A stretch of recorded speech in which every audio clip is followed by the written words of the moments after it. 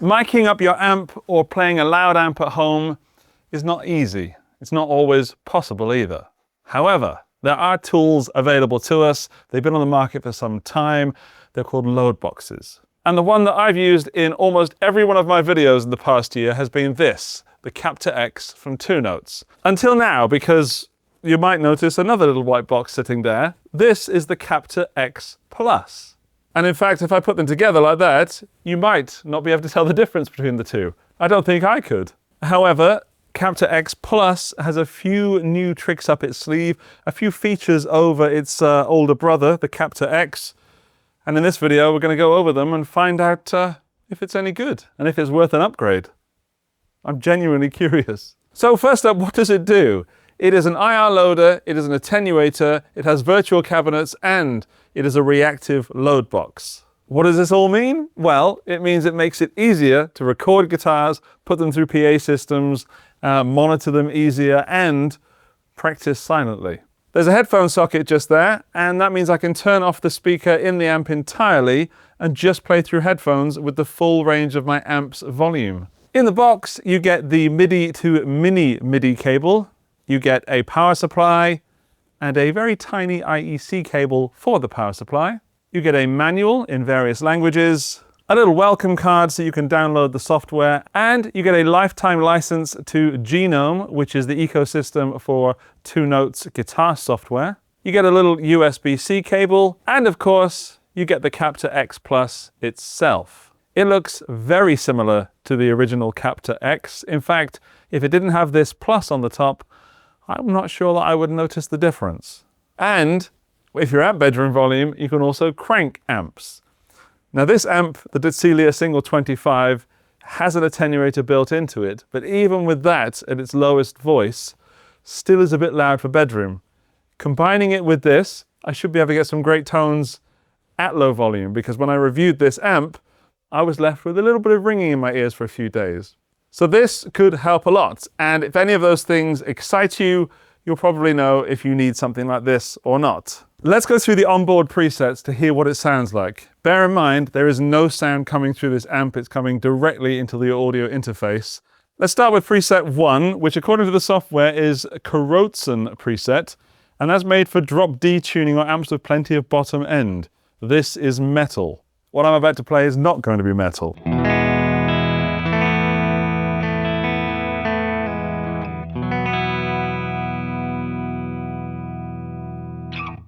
That is a valve amp being recorded silently into an audio interface, and it sounds great, even though it isn't metal. Preset 2. This is Watt Fan C, which is a 2x12 closed back extension guitar cab with Fane-made speakers. All right, what do you sound like?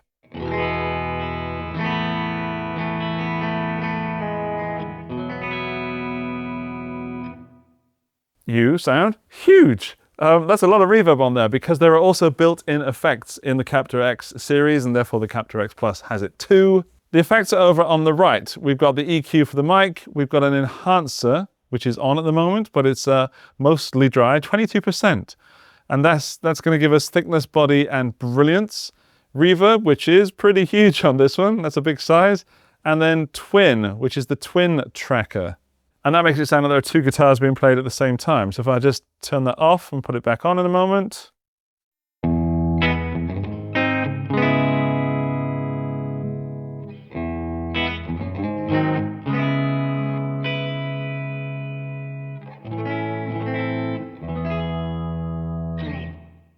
Yeah, two Andys. I normally have that turned off, by the way, when making videos, so you can just hear one guitar.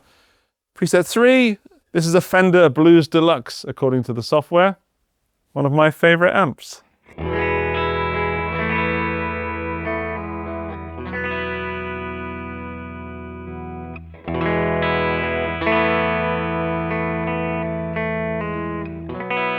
I'm keeping the playing very basic right now, just so you can hear the differences. And try not to talk too much as well. Next one, Eddie. Right, Eddie seems like he might be made for high gain.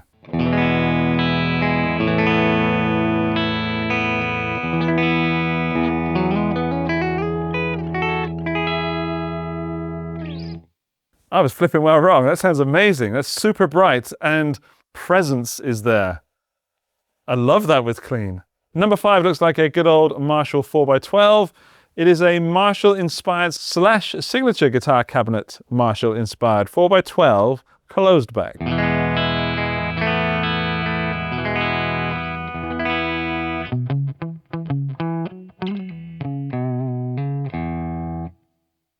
That just sounds like a good standard guitar. No bells, no whistles, just a great Marshall 4x12. Next one. Number 6, which is the last one you can access on here because you can only store 6 presets. But if you've got it connected to your computer or to your phone, you can access far more than that. This one looks absolutely nuts. It looks like a vertical 4x12, a Marshall-inspired one. It looks like something Weezer used.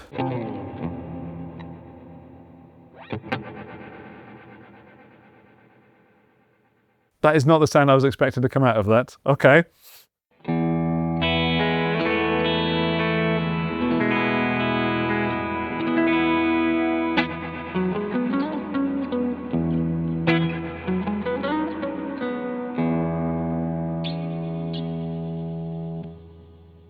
That is an extremely surprising sound.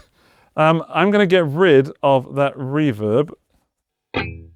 Put some distortion through it, the 1991, and then it's got real noisy. So what I can do is press this, turn the gate on, and then press learn.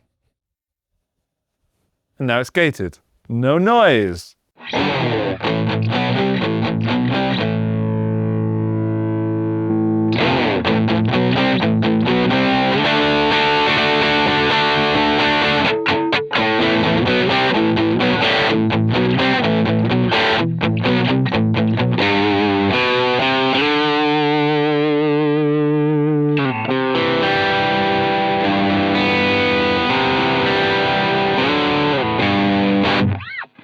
That's really fun. All right, little box, what else can you do? Voicing. Right, let's take a look at the voicing. On the top row, we've got 3 knobs. The left being the out level, so you can adjust how much volume is coming out of here. And then in the middle, we've got voicing. And that's going to be doing some sort of tone shaping to the signal. So we're in the middle at the moment, because I thought that was the best place to be, roughly on 0. Let's go all the way to the left.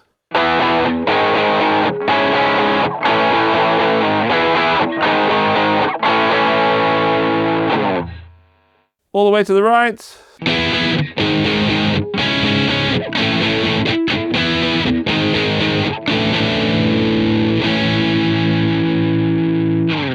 And back to the middle, so unaffected-ish.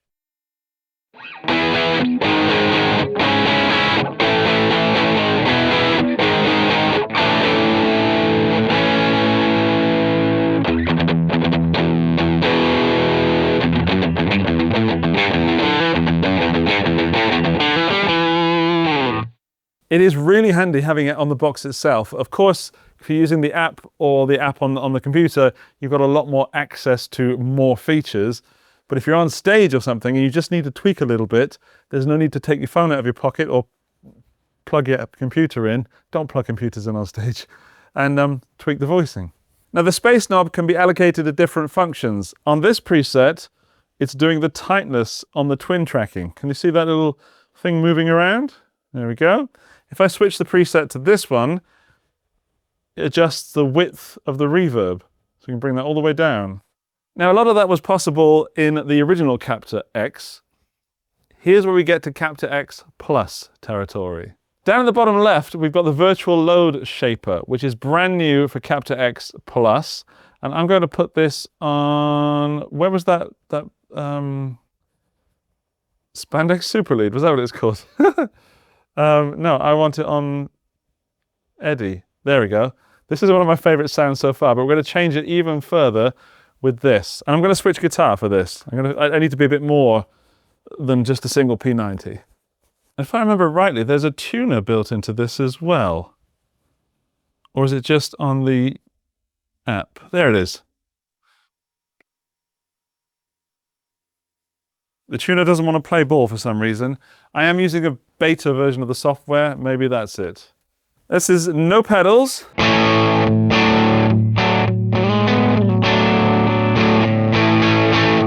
Now that sound is a bit chunky, if I may. So I'm going to go to the virtual load shaper, and it's on bold at the moment. Captor X is just flat. What does that do?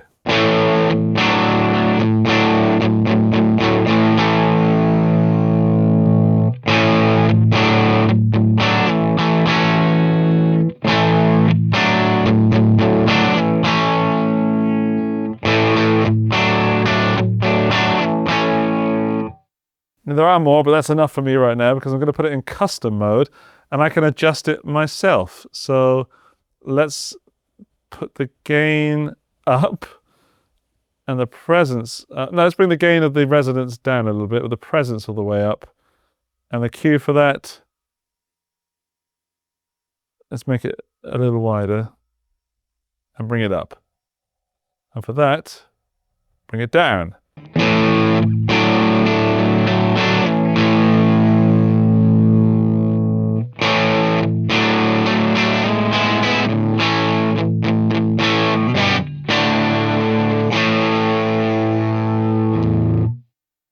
I was quite happy messing around with the voicing, but no, that's not, just checking, that isn't actually changing the virtual load shaper, and that's what I've been doing all along.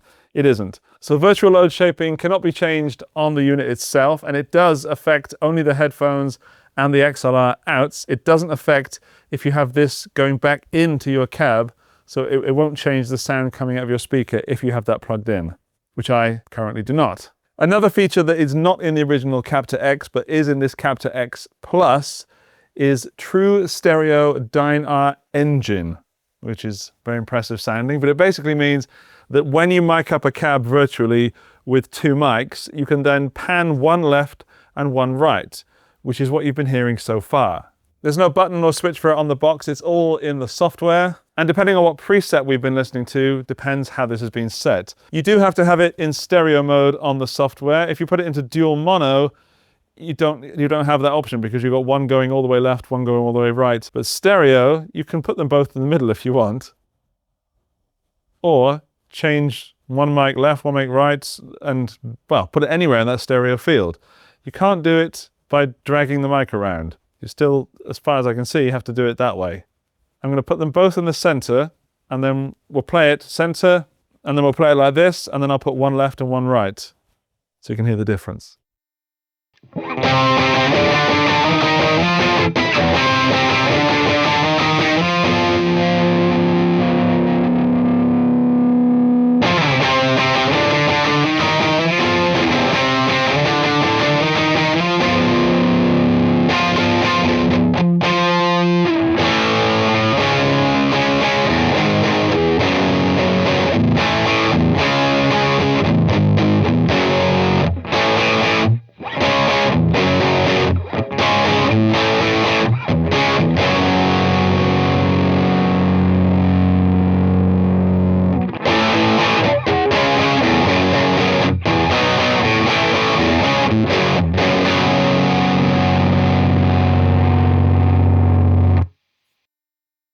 I've got it in stereo down here. Sounds brilliant. Sounds huge. Sounds like a ready-made guitar track. One of the reasons I'm such a massive fan of the original Captor X, which is looking at me from the floor down there, is that it's such a small box, you can pretty much take it anywhere. It runs internationally because of the power supply, and, well, the Captor X Plus seems to be doing just what the Captor X did, but with that little bit more, which should be indicated by the plus thing. It's kind of like what Two Notes did with the Cab M and the Cab M Plus. Now they've done it with Captor X. And I like that they've kept everything the same on the box. They've just given you some more options for fiddling around in the apps, because the sort of stereo spread and stuff is not something you want to be checking out and trying out in the middle of a stage set. Finally, with the original having the, let's put it around the correct way, the USB or the micro USB just on the back there, I always found this a little bit flimsy, and I have actually snapped off a cable in there before. USB-C on the back of this one is a lot more sturdy. Again, not something I would have plugged in on stage, but when you're in your studio or in your bedroom or whatever, that's perfect. If you have a tube amp and you don't have something like this, you are missing out. One thing I've not shown you is the attenuation. So even though you can use it silently by just plugging in the headphones there and not plugging into a guitar cab or to any sort of speaker, you can also on the back switch it so it goes from full volume down to middle, down to low. So then if you did have it coming to the guitar speaker, you would be making the amp do its full work, but producing less volume out of the speaker. And luckily there's a fan in the back because that sound energy is being converted into heat. And so far, it's really quiet and really quite cool as well. I think the original Captor X gets warmer than that. Don't quote me on that. They might have changed nothing. It might just be the bigger studio with more airflow. And finally, I don't know what price the shops are going to charge you for this because I've got a pre-release version. However, I think it will be roughly the same price as the Captor X, certainly in that price bracket. I don't think Two Notes are going to try and up the price too much, but the original Captor X's are probably discounted now. So if you don't get a Captor X Plus, you could pick up the Captor X on offer. Overall, the Captor X Plus gets a big thumbs up from me. It's not worlds apart different to the original Captor X, but those changes are very welcome. And the new software looks really good as well. It suddenly seems very modern and vintage at the same time, which is definitely what guitar players want. Once again, if you want more info on this, there are links in the video description. A big thanks to Two Notes for sending this out for review. I want to know what you think. Let me know in the comments, and I will see you in the next video. Bye-bye.